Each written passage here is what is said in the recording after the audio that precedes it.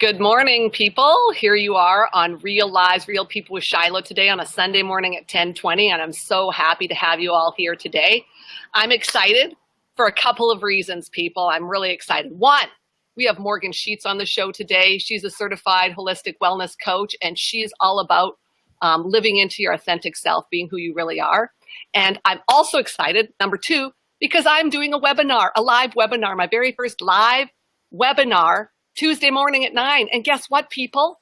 If you're not available at 9, you'll probably be able to watch the replay. So before we start with Morgan here, I'm going to just paste in the link to my webinar into the comments of this show, so you have access to it at any time, and you can just hop on and register for the webinar. But what's your webinar about? Tell them what's it about. I'm curious. That's great.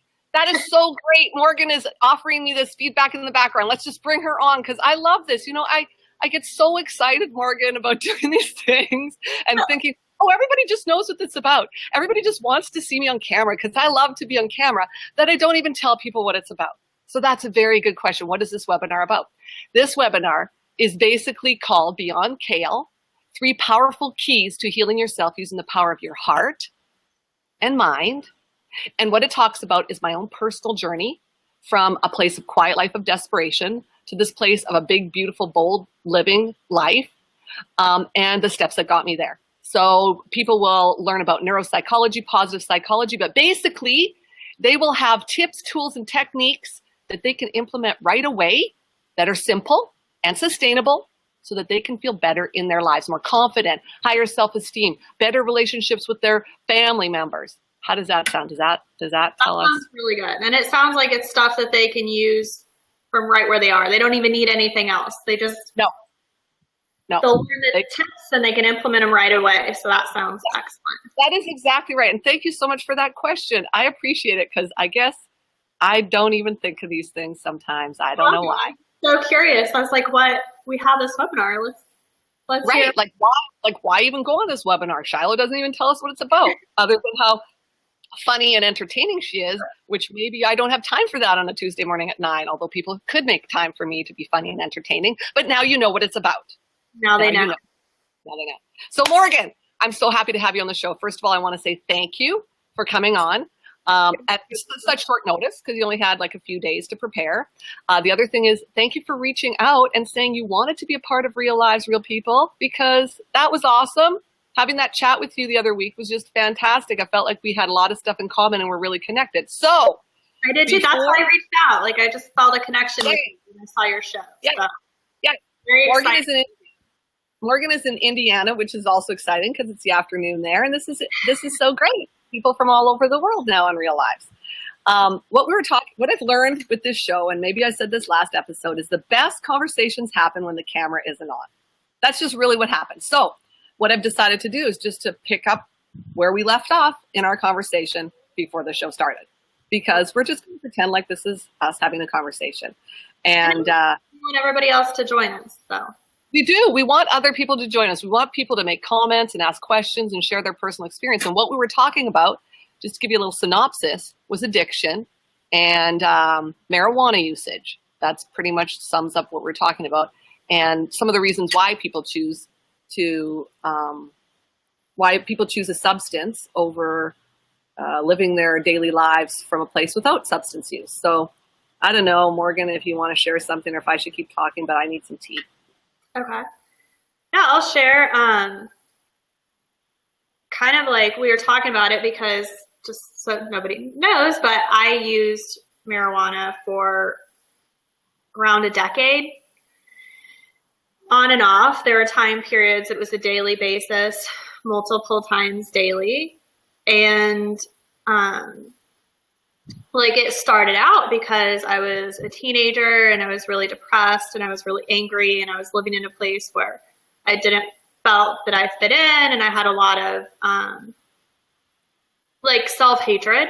I'm a highly sensitive person. I was blessed to have a really wide range of experiences and living different places as a young adult. And so I just had kind of reached a place in life where I felt like I didn't per se belong. And so I was at a party actually a teenage, like I drank way too much at that time, and some guy offered it to me. I was really against it. And then I was quite honestly so drunk that I tried it. And like it took me into this euphoric state. And for the next decade, I used it to cope with grief and trauma experiences and suppress pain, and then also to feel happy. Because here's an interesting thing: if anybody's gone through grief or a lot of painful emotions, what we find out is that when we numb ourselves out to those painful emotions and try not to experience it, that we actually can't feel the happy ones either. Exactly. Yes, Morgan, I totally can relate to that. Absolutely. Absolutely can relate to that. I wanted, basically the way my life looked was like this. That's what I wanted, right? Because I didn't want to feel the yucky, but then I didn't feel any of the good either. So I did a lot of sleeping. That was sort of my drug.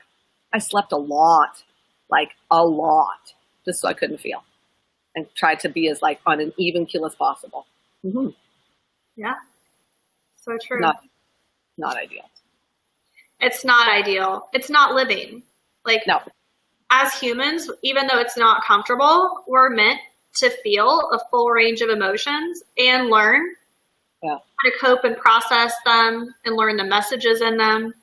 And, you know, when we shut down and we flatline or we numb out, we really cut ourselves off from our inner wisdom too. And we were talking about keeping ourselves stuck. And I think to me, this is such a good topic because, as I was sharing before, I, lived in the Kootenays for a number of years, and marijuana use is pretty much the social norm there. And as I also was telling you, I have a very hard line about it. And I've been actually, somewhat persecuted at times for it because what would I know? I've never done marijuana. So how do I know if it's good for you or bad for you? Part of my hard line is because I grew up in a household steeped in addiction and come from generations of addicts. And so I had a suspicion that if I were to try marijuana, I'd probably just jump in with both feet, right? Because, maybe not now, but years ago, because I did not know how to manage that grief. I did not know how to manage that loss. I did not know how to manage the disconnection I had grown up with, being that I had been raised by an addict and somebody who was severely affected by addiction. So that is where the grief and loss comes from.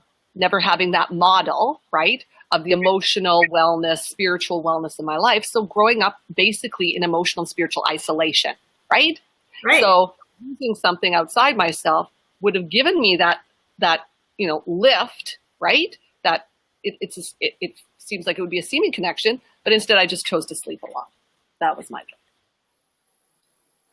Well, it sounds like you made the healthiest choice that you could. Like, you're bound and determined to break the cycle and the pattern. Yeah.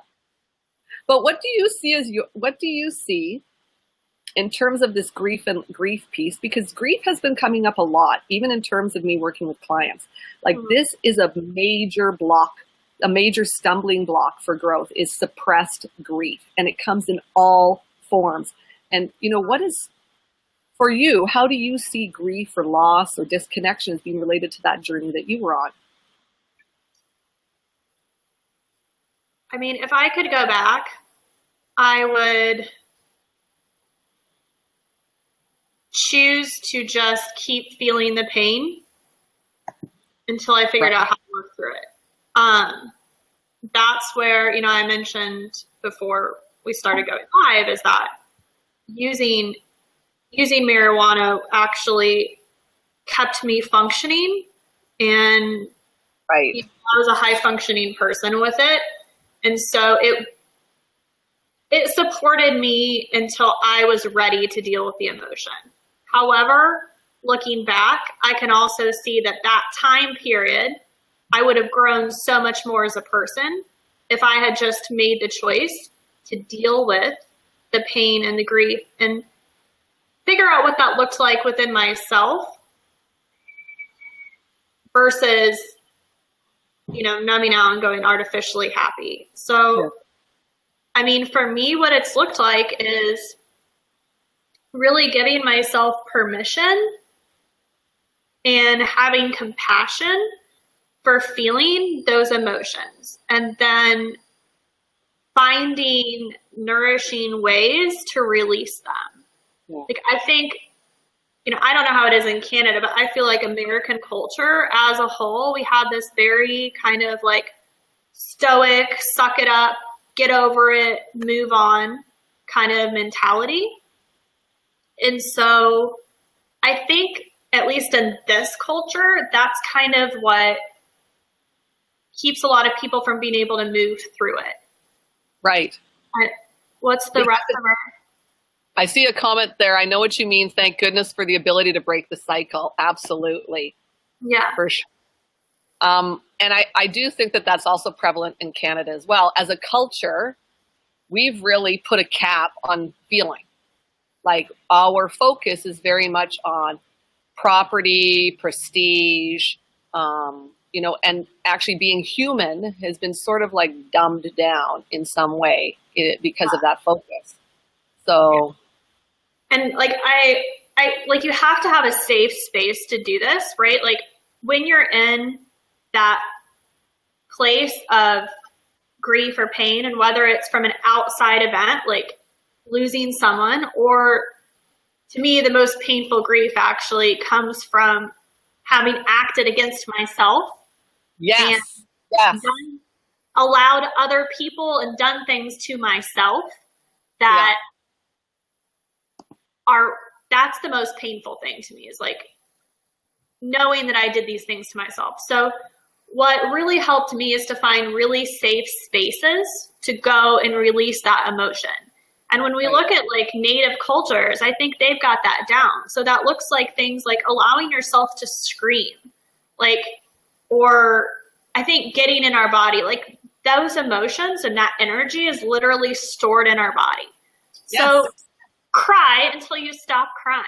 Scream if you have to. If you're angry, like, find a safe way that's not going to destroy yourself or your environment or anybody else to get that anger out. Maybe that's going to the woods and stomping or beating your pillow And you said something really significant, right? It's about getting in touch with your body. And so many of us, and this is what I used to, find too, is that we live up here. That's it. That's where we live, up here. But this is also where living here is what causes the most pain.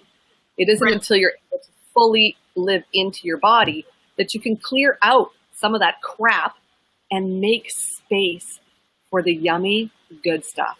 Because you know what? I love the yummy, good stuff. You have to get it out of your nervous system, right? Like, that's why you have to get it in your body and release that energy, move it out, let it flow. Don't let it get blocked. Yes. So what are some of the things that you do in terms of getting into your body, Morgan? What are some of the things that you, like, some of the techniques or tools that you've used in order to sort of really get in touch with some of those emotions and experience them and then let them go? So it is a lot of just movement, and whatever way I'm capable of that time. Like, I'm actually getting choked up thinking about it. But so, when you're going through there's different levels of emotion. So I'll just say what had worked for me going through different ones. Yes, that's the best thing. When I'm in a really heavy depression phase where, just, how do I explain what that feels like? It's just really heavy, right? Like, it's really heavy. You're crying a lot. To me, I feel very unsafe when I'm crying a lot to be around other people. So in that space, I'm not one to like get out and go for a walk as much. So the things I do to get into my body are more things that can be done inside my house. And so it's getting into my senses. Like, I have cats, so petting my cats, or, like, I'm barefoot right now, walking around barefoot and really feeling the carpet, or laying down on the floor. For me, that's one thing that worked really, really well when I feel unsafe, and I'm crying, is to lay down on the floor, because you can let your body feel fully supported. And what you do is just pretend that, you can pretend whatever you want. For me, it works to pretend that I'm floating, and I lay down on the floor and I put my awareness fully into my body and the feeling of it being supported in my body. And so my mind is then being redirected from the thoughts and the story and the outside things into the feelings and then sensations inside my body. And then I do like a progressive muscle relaxation kind of thing. Yeah. As I take my awareness. So that's that phase. I have a friend who actually does something similar. She was dropping some of her substance abuse, and whenever a craving or some radical thing would come over, she just would lay down. She'd just like lay down. She'd just stop everything and just like lay down till it passed. That was her technique. And it worked really well for her. But that is about getting in your body. That's about getting out of your head. Like you're saying, like all of a sudden you're taking a physical action, right? Exactly. And you're using your body, right? So that makes a lot. Like, to soothe myself too, like another thing is just to put my hand here on my heart and another one on my stomach, because that gets your nervous system to go into that resting state. It's like an action of self-compassion and self-comfort. So I'll lay down and do that. Sometimes, like if it's in the solar plexus, I'll just put my hand here underneath my rib cage. That's really helpful. My cat's gonna yell at us. That's so nice. Your cat. Your cat has his little. A couple of things I teach clients too, because it really is, getting into your body is really about developing a practice of presence. And, lots of times people talk about this as mindfulness. And I have to say, like, I'm not into mindfulness. I don't like that word. It feels too like hokey. It feels too like unreachable. Like it's like some sort of, I'm mindful. Like it's like some sort of thing. I just use a practice of noticing, starting to notice, because we can always awareness all notice. And presence. That's what it is. Yeah. And so I teach clients to just begin to notice wherever they're at. So for me, because my mind used to be like that squirrel cage, and still can do that, but I was always on the run. Like I was always on the run because I felt so uncomfortable being in my own skin, and I had to slow everything down, bring things into my body. And what I'd do was something as simple as when I was washing the dishes, I'd pay attention to washing the dishes. I'd actually pay attention to washing the dishes. That was new. I mean, maybe there's people in this world who wash the dishes and all their lives, while they're washing the dishes, they're washing the dishes. But for me, while I was washing the dishes, I was thinking about that stupid thing I said yesterday. I was obsessing over things I was supposed to do the next day. I was upset about something over here. I was worried about my kids. I was planning out this. I was wondering about my money. I wasn't washing no dishes. That's actually, it's so funny. That's something that I always tell clients to do too, is to take those everyday moments, the unconscious ones, and start becoming aware during them. So like when you're taking a shower, like you said, washing your dishes. Shower's a perfect one. The shower's an awesome one. Yeah. Folding your laundry. Like, the interesting thing is people seem to underestimate the power of becoming present, of noticing. And what I try to convey to people when they're in the most anguish and most sense of stuck and discontent is that all the good stuff only happens in the present. It only happens in the now. It only happens when you're connected to your body. The good stuff doesn't happen in all that yesterday, tomorrow, all over in here. Nothing happens. Joy and happiness only happens now. That's it. It's just in the moment. That's it. So if you can develop this practice of actually becoming aware of your life, or noticing your life, then everything is going to start to line up. Yeah. It might be excruciatingly painful at times, but that is Earth School. That is Earth School. It will pass too, right? Yes. I think like the most helpful thing is if we can just become willing to feel that pain and feel that anxiety. Yes. Just sit with it and feel with it and not make it bad and not make it a thing, then it's going to pass. Yes. And once you get past it, there's a quote I love by Khalil Gibran. And he said, I'm going to paraphrase because I'm terrible at remembering things exactly. But he says something like, we all know our pain, but we don't know who we are beyond our pain. But you have to be willing to go through the pain and feel it and be in it and bring presence to it, like you said, and be in it in the now, before you can feel who you are on the other side. You know, the only way through is through, and it sucks. And yeah, that's just the way it is. So you know, in terms of people who are watching a show like this, who are wondering how to get through their pain, who are maybe using a substance and want to get off it, like, why did you bother? Like, what were the benefits of choosing not to use marijuana anymore? Like, why even quit? Because I felt I owed it to myself to actually know what it felt like to live. And to me, when you have the veil of a substance, I don't care what substance it is, but if you don't know what it's like to go through a single day or a week or a month of your life without this outside veil, then, I mean, that was my catalyst. I was like, I just realized I wanted to know what it felt like to live as me again. Like, I just got this craving to be like I was when I was a kid again. Like, I wanted to just wake up, so to speak, and be present to my life and live it and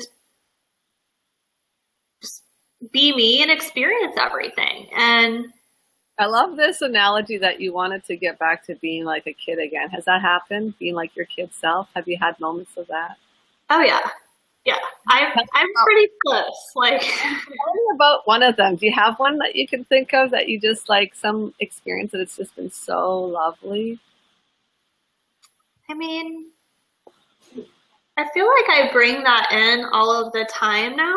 Like, I was a very serious child, but I was also a silly, serious child. So, like, I feel like I bring silliness in. I mean, I don't have a specific example. I'm kind of, like, one thing that comes to mind, it's not very, like, having a sense of awe and wonder. I think that's the main thing I reclaimed. Like, when I used to look at myself as a child in photos, and it would just make me cry my eyes out. Aww. And, like, after going through this process, like, doing the work and healing and really being 100% focused on being me, like, however that showed up, like, taking off the masks. Yeah. I started looking around at the world again and just being absolutely fascinated and curious about things. And that was me as a child. Like, I was constantly going, what's that? What's that? Why? How come? Like, yeah, that's me. So reclaiming that, and like, I will just be moved. Like, I will giggle and laugh and be fascinated by the smallest things. Like, I was out exercising the other day. I got this beautiful Monon trail. It's called I'll Walk, and I do trail exercises. So there's a point I stop and I'll do, like, you know, various things with the bench, like push-ups and whatnot. And so I was laying down on the bench and doing some sit-ups, and I sat up, and there was like this little green fuzzy caterpillar on my foot.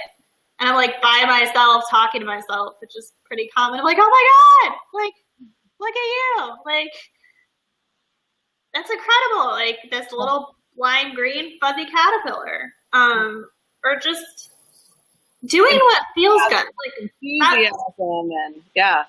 Like, that's what we do as a child. You're not thinking about looking dumb. You're just doing what feels good. So like in my pool, I do handstands, I walk on my hands across the pool. Yeah. I'm in my mid-30s and I'm in there doing handstands and somersaults, but you know, like, it feels good. Yeah. That's what I did as a kid. That was my thing. So I guess that for me is the big piece too, having moved through all of that work. And, you know, it took a while for me to move because I had a real backup of sadness. But for me, the best part about it is I couldn't, for the longest time, I really couldn't feel. And I definitely couldn't feel anything other than sad and tired for a good 20 years. But I couldn't feel, like I couldn't actually feel. And I mean, even on last week's episode, I allowed myself just to like burst into tears, right? Because I felt so deeply connected to what Jen was saying that it moved me to tears. That didn't really happen when I was so stuck, when I refused to really like lift up the whatever veil or blanket or carpet to see, or the rock, turn over the rock and see what was underneath. That didn't really happen. I was so shut down. I was really living half life or less than half a life. It was a quiet life of desperation for sure. And I never wanted to live that way. I didn't. And I did what I had to do to get to where I am now. And I don't regret any second of it. Absolutely not. For as painful as it was at times, I don't regret 1 second of it at all. No, there was something that you said that really stood out to me that I can relate to in my own journey, which was that ability to not really feel.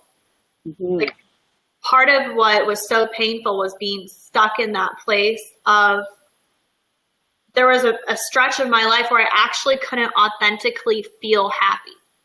Mm-hmm. I could act happy. I could go through the motions of being happy. I did what I thought would be happy. Yeah. But to feel the happy wouldn't come out. Yeah. Or going to bed. I notice now I go to bed with a smile on my face sometimes, and I'm like, that never happened. I love that. I was like, and why am I smiling? I don't even know. I don't even know. I just have a smile on my face as I'm falling asleep. Doesn't get much better than that. Let's be honest. No. That just sounds like you're just happy to be alive and be in that moment, right? Like, it doesn't matter what's in that moment. You're just happy to be there. For sure. Yeah. Well, is there anything you want to tell the viewers before we shut the show down today? How can they get a hold of you? That's a big one. Okay.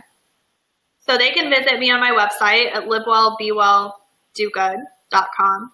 Okay. I have a contact form there. They're welcome to send me an email, reach out. Okay, great. They can follow me on Twitter, which is livebdogood. So you'll find me there. The same on Instagram. I